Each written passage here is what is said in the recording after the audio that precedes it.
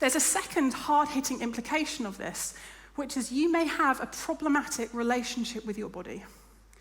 Maybe you treat it with contempt. Whatever, I'll just eat what I want. It doesn't matter. Yeah, I'll drink what I want. I'll smoke. I'll do whatever. I'll treat my body however I want. Doesn't really matter. What matters, is my relationship with God, my heart with God, my theological beliefs. That's all that matters. The heart of Christianity is, no. Your body belongs to Jesus. What are you uniting him with? The other spin on that, then, is some of you have an actively dislike of your body. You will intentionally harm it. That could be any kind of self-harming behaviors, undernourishing your body, withholding good things from your body. It could be other self-harming behaviors. And friends, it's so important that you know Jesus bore our punishment in his body so that we don't have to. I remember, time to be a bit vulnerable, but I remember when I was doing my first year of undergrad down in London, and I was going to church, but I just felt really disconnected from people, friends, disconnected from God, even disconnected from myself. And to be honest, I was there's a real downer on myself as a person, my physical form. And it was one Sunday, I was just stood in worship, and I just said, it was a bit like I was calling kind of customer services with my complaints. God, why did you do this? I got all these questions. And to be honest, the biggest one, it's going to sound incredibly vain, but the biggest one was, God, why did you give me this nose? Now, you're going to look at my nose. I'm aware that I've just brought that on myself. But for me, at that point, if I'm really honest, that was a stumbling block because I put so much meaning on how my nose looked. Oh, God, if it was a bit smaller, if my nostrils weren't so large, all this stuff. And it was a stumbling block for me, and it made me disgruntled. God, why did you make my physical body like this? And I left that there, kind of hung up on customer services. And then the following week, I think it was the Monday, it might have been later that week, I went to, it was kind of a home group, I suppose. So I got the tube to this person's house, and it was a bit of a one-off because other people from the church had come and we sung some songs to Jesus. And at the end of it, this guy comes over to me. I'd never seen him before, and he said, I went to Starbucks today, and I felt God tell me to write a letter. And I had no idea who it was for, but I just kind of obeyed God. I wrote it. And tonight, God told me it's for that girl over there.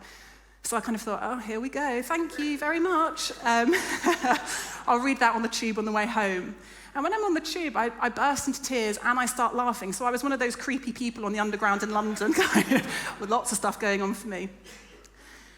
Because verbatim, almost kind of paragraph by paragraph, God was addressing each of these complaints that I'd rung him up with. And the thing that really hit me the hardest was this line, and it just said, do you know that God likes your nose? If God is happy to be united with your members, it means he affirms them.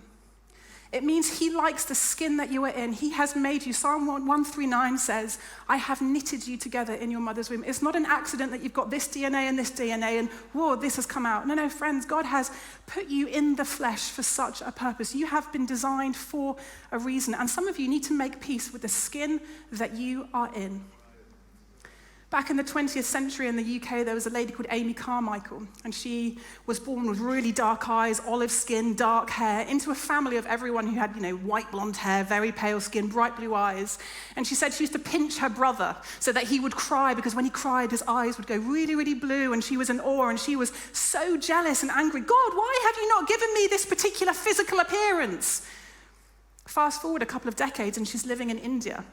She's opened an orphanage, and you can Google her, images of her dressed in kind of local dress. 35 books later, she's there doing the purposes of God in her physical flesh that God has preordained, that he has put her in. He knitted her together to look like a certain way for his purposes. Some of you need to make peace with your body. Your body is a temple of the Holy Spirit. That means if God is happy to be united with you in your flesh, you need to be happy with the flesh that you are in.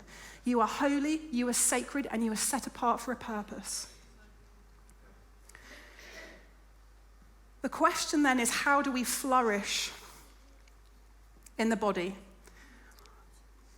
If God has designed us and we are now united with him, how are we called to flourish in this life?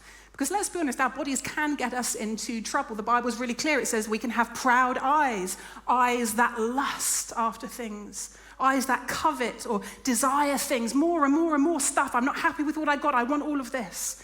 Feet that run to evil, minds that plot evil as well. Our bodies can get us into troubles. How is it that we are to steward this physical form, glorify and honor God in the body? Because when we do that, our bodies will flourish. Here's 4 things. The first one then comes straight from the passage that we've read. I will not be mastered by anything. 1 Corinthians 6:12, I will not be mastered by anything. Friends, if you love Jesus, you have a master. Your body is to serve Jesus. It is not to serve your drug addiction. It is not to be at the mercy of your desire for lust or to masturbate or to get drunk. In fact, we talk about being under the influence, don't we? Where we say, actually, if I drink lots of alcohol, if I take kind of this drugs or whatever it is, you know what, then I'm under its influence. I have chosen for myself another master. And God says, no, Jesus is your master. He's going to be the one to fill you with the Spirit so that you can be confident in social settings. He's the one who's going to empower you to have fun. Don't be under the influence because you have a master. Is there something that is demanding your attention? Is there something that is waging war for you and your body kind of can't help it? I want more of this.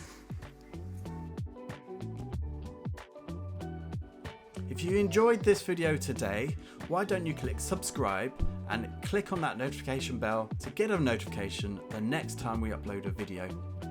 And if you're new or you've been coming to the C3 Church for a little while now, why don't you find out what your next step might be in the journey of faith? Click on the next step link in the description below to find out what your next step in your journey might be.